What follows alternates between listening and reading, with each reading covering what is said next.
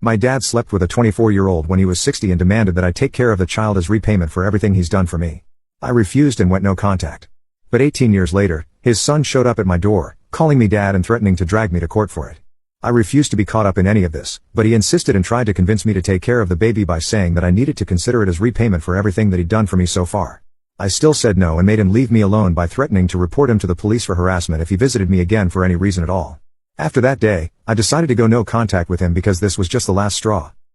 I'd only kept in touch for my mom's sake because my dad was a downright awful person. But after she found out that her neighbor was having her husband's baby, she finally decided to pack her stuff up and leave. I don't even know why their neighbor was choosing to have a 60-year-old man's child when she herself was so young and had her whole life ahead of her, but I didn't bother to find out. I severed any and all ties with my father and never heard from him again.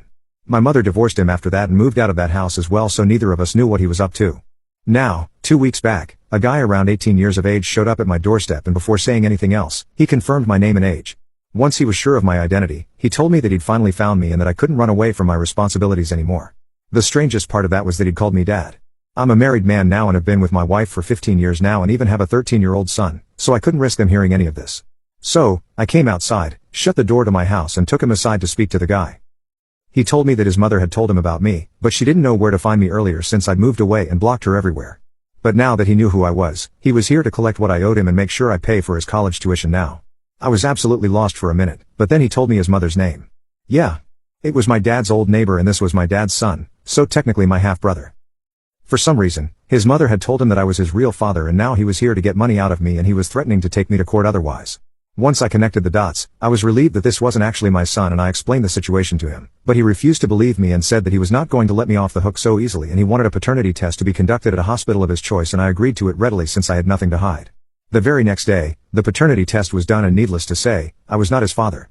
The poor guy was devastated when he realized I'd been telling him the truth and when he asked me where his real dad was, I told him that he'd have to ask his mother about that since I've cut my own father off almost 2 decades ago. And then he told me that his dad had never played any role at all in his life and had gone MIA even before he was born according to what his mother had told him. She was a waitress and had worked really hard to raise and educate him all on her own.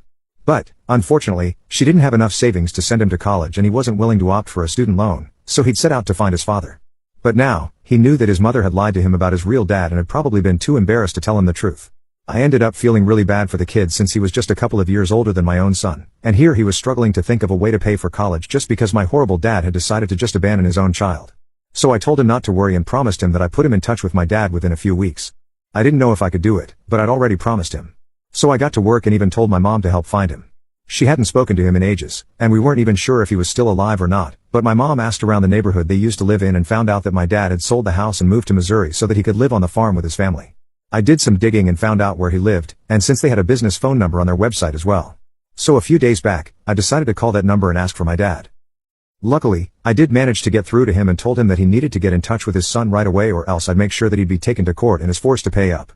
My dad told me to stay out of his business and then disconnected the call, but I forwarded that number to my half-brother and left him to deal with the situation. I also came clean to my wife about this and told her all about my half-brother because I really wanted him to be a part of my life now. The poor guy has been through a lot, and I would be more than happy to be able to do something for him. It's not his fault, his father's an awful person and he doesn't deserve to be treated like this.